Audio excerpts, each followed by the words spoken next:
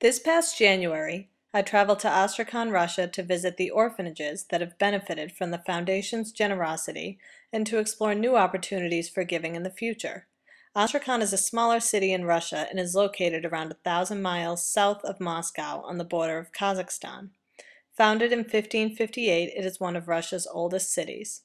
Its size and history reminded me a lot of Boston, but the scenery was vastly different. The first orphanage I visited was Baby Home Number 3. I brought all of the small toys and clothing that were so generously donated by Alliance staff and families and headed to the baby home with our representative.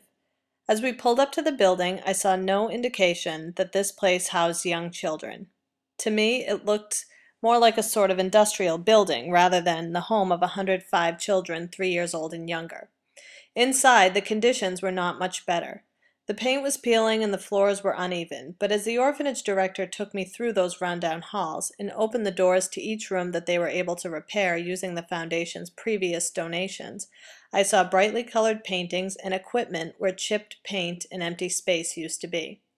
Those rooms were much more suitable for children than those that still needed work. The room that had the most profound effect on me was the small room that housed 2 cribs, each with a baby laying there. The orphanage director walked right by them to show me a window that they were able to fix with our donation. I didn't pay much attention to the window because I was so affixed on the hopeless and confused look on the little boy sitting in his crib. It was as though he could not understand why he was there or why we were there, but for me it made all that we do at Alliance and the Foundation crystal clear. I asked the orphanage director what specifically they needed, and she said they need everything from clothes, toys, repairs, and especially medical supplies. The sign outside the orphanage reads, "Save one child, you save an entire generation." I hope that the Foundation can continue to support their mission, and I look forward to delivering on my promise to continue to help the children there. My next visit was to a foster family that the Foundation has helped support. After leaving the dismal orphanage, the house was a refreshing change of pace.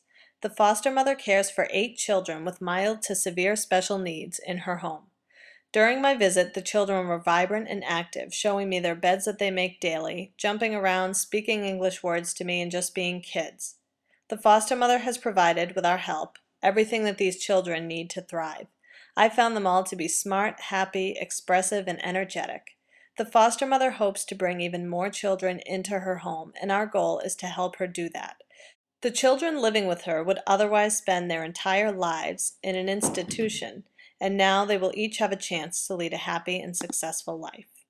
My last visit was to Children's Home Number 11. They asked me not to take photos, so here you will instead see photographs of Katya, a 6-year-old girl who was adopted from that children's home by an Alliance family during my stay.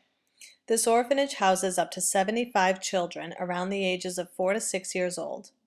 The social worker who showed me the orphanage was so proud of the care that they give their children and told me of all the heart and soul that she and her colleagues put into caring for the children there. Spending time with Katya, it is clear that the caretakers there are very special people, as she was extremely well adjusted considering her circumstances and has done exceptionally well in her new home and school in the United States. But behind the facade of the immaculate kitchen, shelves full of toys, and numbered toothbrushes neatly labeled and lined up next to a pitcher of boiled water the children must use to brush their teeth, lie the problems that the staff at the orphanage face. Their struggles are not as apparent, but the social worker shared with me that they have a hard time paying their bills because of the limited assistance that they now receive from the government. Their phones have not worked in months, and they need help. My impression was that it was difficult for the staff at this children's home to ask for help. The social worker spent more time talking about the children and the staff's dedication than she did anything else, but she did admit that they really need assistance just to pay their bills. They do a wonderful job with the limited resources they have, and I believe that they will be able to offer the children there so much more with our help.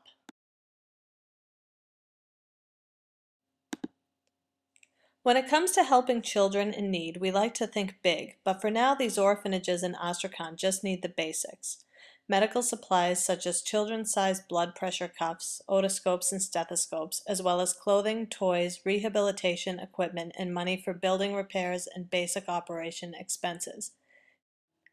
It is our hope that we can build trust and assist the orphanages with these very basic needs so that in the future we can look forward to bigger projects in Astrakhan as well as the ability to find families for more of the children there. I sincerely hope that I can keep my promise to both orphanage directors and the foster mother that we will help them give their children the best care possible.